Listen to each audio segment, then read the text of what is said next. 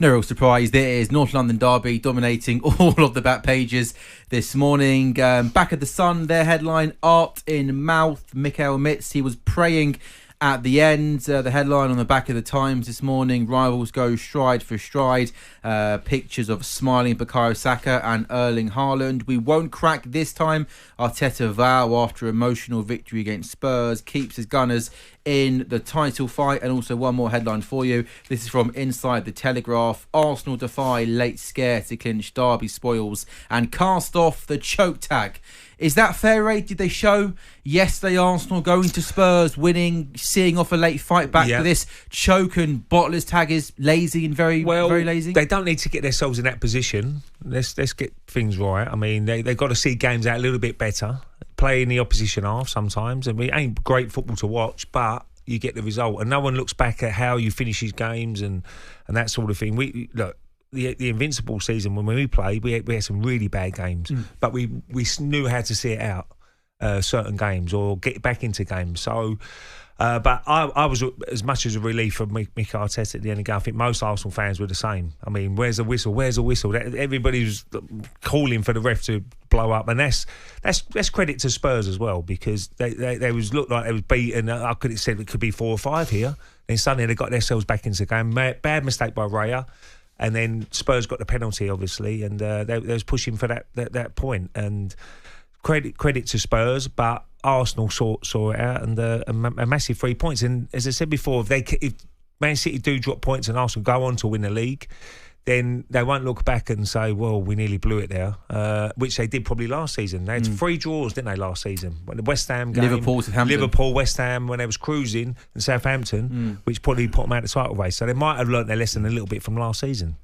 Just wanted to do one, if I can, actually, away from yesterday's games. There are also some good pieces in the papers focusing on Spurs. Immature, erratic Spurs must learn lessons from Arteta's great rebuild. That's Matt Barlow in the Mail. And Spurs are great to watch and face. That's Tom Allnut in the Times this morning. Just away though from the title race yesterday. Another defeat for Brighton, this time at Bournemouth. What a great season Bournemouth have had. But De Zerbi says sorry as fading Brighton play without soul. Brighton manager Roberto De Zerbi took aim at his players after a second heavy defeat in 3 days, accusing them of playing without pride. Bournemouth followed where Man City led on Thursday in punishing a Brighton side who are now in serious retreat. De Zerbi apologised to the club's supporters. It's no wins in 6. They're down to 12th in the table. Yeah, amazing. Can either of you two have predicted this slump for Brighton? He needs to look at himself. You know, yesterday he sent out a team, a good Bournemouth side, who had 2 players making their full debuts, 1 player playing his second ever Premier League side. He had people like Danny Welbeck and Enciso and a whole load, Adam Webster, a whole load of regular first team players on the substitutes bench. And I don't get it. If I'm Tony Bloom sitting there watching them tumble down the table, knowing that every place they drop down costs me money, I would not be happy at all.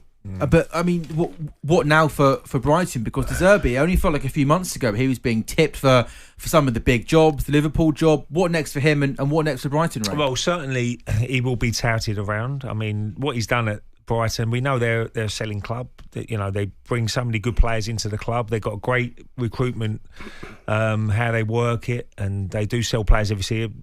But you know, what do Brighton want now? I mean, De Zerbi will be mentioned in a lot of clubs, but as I said before, the fall away from this, you expect Brighton to at least be in the top 6, top 8 with the team they've got, but they just fell off the cliff at the moment. And look, let's credit again to Bournemouth. They've really had a good season, Bournemouth. What he's done there has been excellent.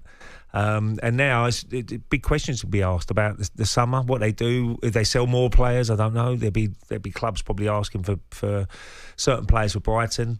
And what does De Zerbi do? Has he lost a dressing room? I don't know. Maybe he has. I mean, you look at their bench yesterday. Jason Steele, Adam Webster, Joel Veltman, Enciso, Lallana, Moder, Baleba, Welbeck, Ansu Fati. You know, I mean, all potentially first team players. I think he'll be elsewhere next season. I've got no... Through his own choice, or could Tony Bloom make a decision? No, I think probably through his own choice. I think, you know, he's already maybe...